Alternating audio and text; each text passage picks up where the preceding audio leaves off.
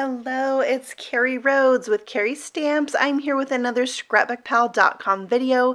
I am going to be showing you the Altenew Metallic Watercolors 3 different ways. So first, let's take a look at the metallic watercolor themselves.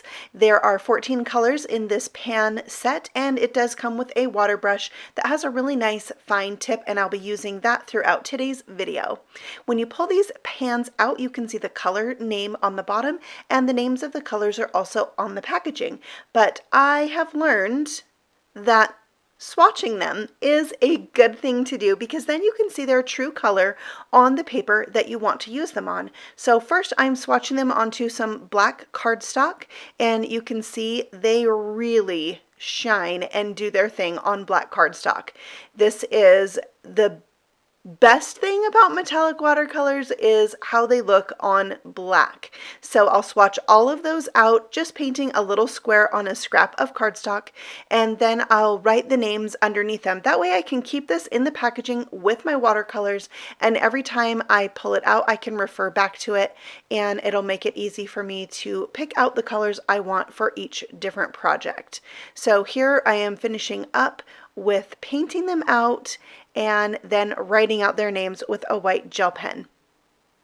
Next, I'll go ahead and swatch them onto watercolor cardstock as well, and here you can really tell how different they look on the two different kinds of paper. And so it's really nice to have both swatched out. I'm going to be using this Poppy Garden stamp set from Altenew on all of today's cards. Card number 1 is on black cardstock. Now this is not watercolor cardstock, so I'm going to take care and make sure I only use a tiny bit of water when doing my watercoloring.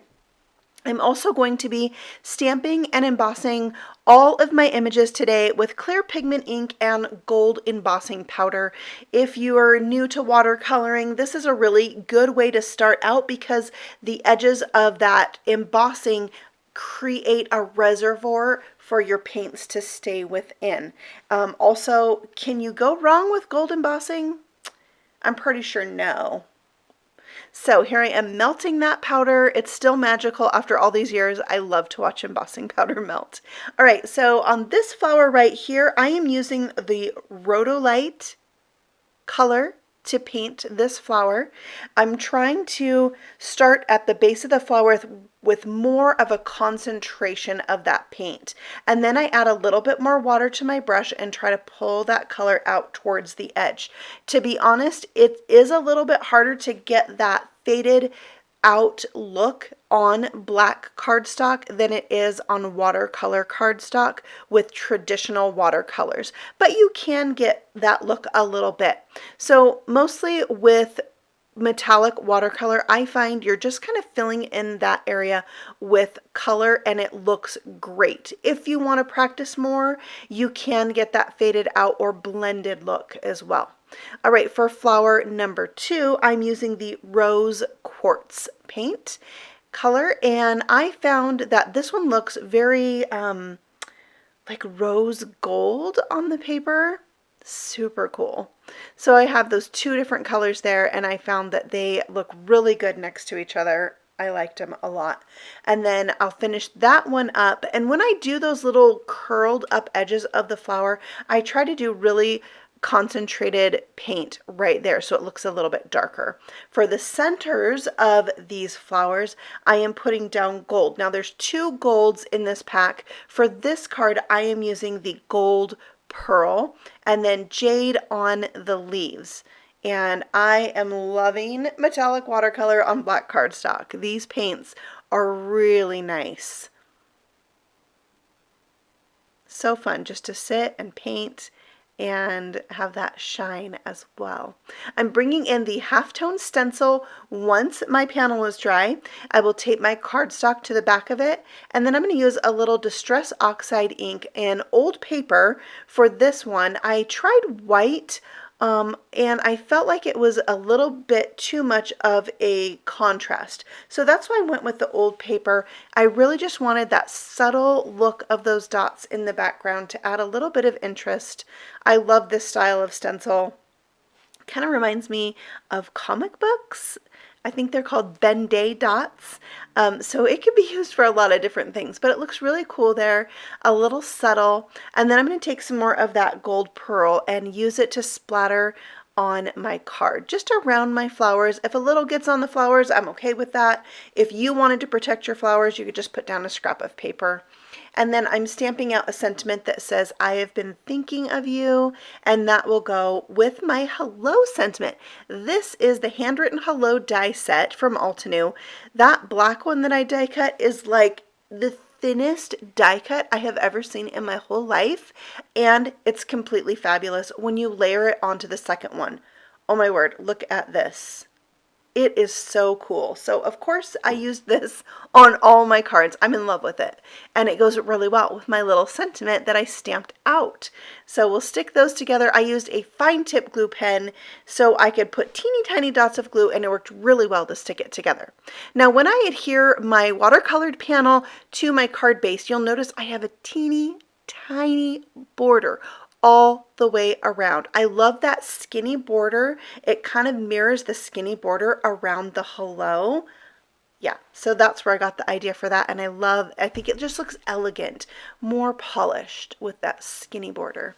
All right, so we're just using a heavy acrylic block to weight that down, and then when everything's dry, I move on to the next step.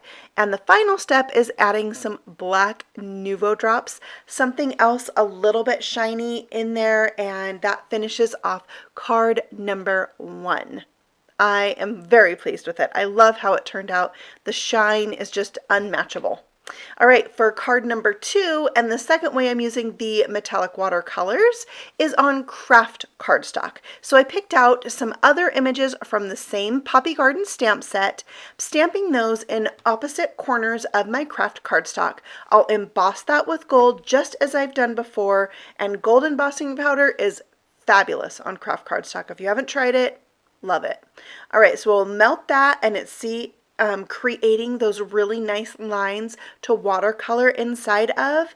And for this card, I'm going to be using Topaz. Look at this blue on the Kraft. Isn't it awesome?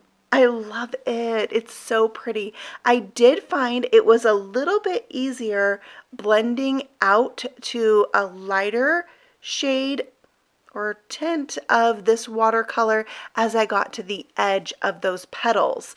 I don't know if that's because it's on Kraft cardstock, or I was just getting the hang of blending these paints out, but I really love how this paint looks on Kraft cardstock. So don't be afraid to play with your metallic watercolors and pull out different cardstocks and see how they look. And you might be surprised and find something new that you love, like I did with this Kraft cardstock. It's so pretty. And when you hold this card and you turn it in the light, it gives you that little surprise with the shine when the light hits it. And I hope that that's how the recipient feels when they're looking at the card, that they see the little something extra special in it too.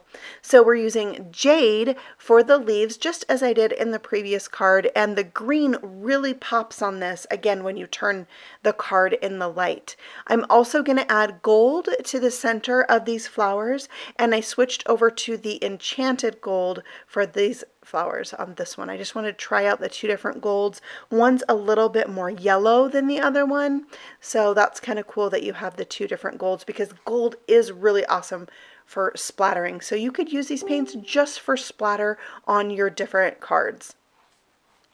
Adding that same stencil through the center of this card, and look at those cool dots. That was the Frayed Burlap ink that I used on that one. For the splatter on this card, I'm actually using the sterling silver, and on the Kraft cardstock, it does have an appearance of being like a really watered down white metallic paint. It's awesome. All right, for my hello, I have some blue cardstock, and the hello is white on the top. We'll glue that down to a card base, and again, I have that really narrow border all the way around, and the same I have been thinking of you. Next, we'll bring in some Nuvo drops and Blizzard, and this has a little bit of glitter inside the Nuvo, and so it just adds another element of sparkle and shine to this card and finishes up card number 2. So next, for card number 3, it's watercolor paper, but we're going to do something different for card number 3. We're using the same Poppy Garden stamp set. I'm using a ton of images, but we are not going to paint the flowers. Not at all. So we're going to go ahead and first emboss them with clear ink and that same gold powder, and you'll see the whole background embossed looks so cool with those flowers. But instead of painting the flowers, we're going to paint around them with these metallic watercolors. Now, my favorite color when I swatched them out on watercolor paper was the aquamarine. It's my favorite color in all things, but it was the one that looked the best on watercolor paper. So I decided to make a gold and aquamarine card and paint around those flowers. And when they are left unpainted and the background is painted, they really pop. Plus you have a ton of that shine on your card from that metallic watercolor. And I have to say, this water brush that came with this set of paints does have a really nice tip. I chose not to fill it with water so I would have a little bit more control because I was painting some detailed images, and so I just used it as a traditional paintbrush where I dipped it in my water. And it's always nice to have a paper towel on hand, so if you do have too much water on your brush, you can just dab it off on the paper towel. So see here, the background is really making those flowers pop now that most of it is painted. And I'm just spreading that watercolor out, but I'm not being too concerned about getting it perfect. There's some areas where the watercolor overlaps and you'll have a little bit of a line. I'm okay with that look, but you could blend it more if you wanted it to be really smooth. But it is watercolor, and I actually will come in at the end after painting and give it more of a watercolor look by dipping my brush in water and splattering this background with just water. It's going to pick up some of that paint, and it's not as noticeable in the video as it is on the real card. There's a close-up photo at the end where you can see the water spots, but it really just gives this more of that ethereal look. For the hello on this card, I have some aquamarine cardstock, and I die cut the hello from Gold Mirror. I love this. It is so pretty. So we'll let that dry. When everything's set, we'll go ahead and glue it onto a buttercream colored cardstock with a teeny tiny border all the way around, just as I've done with all the cards today. And that really is an elegant card. So pretty. I had so much fun playing with these metallic watercolors. I hope that you are inspired to play with metallic watercolors too, because they are just beautiful. I don't typically make a lot of elegant cards. I like really cutesy things, but it was really nice to pull out some flowers and make some beautiful cards that I could send to people who I am thinking of right now as I've been quarantined away from my friends and family. This will be a card that brightens someone's day. All right, thank you so much for watching. I hope that you have enjoyed it, and make sure that you check out the Scrapbook Pal store if you're interested in any of these products, and their YouTube channel for lots more stamping inspiration. I hope you have a fabulous day. Happy stamping. Bye.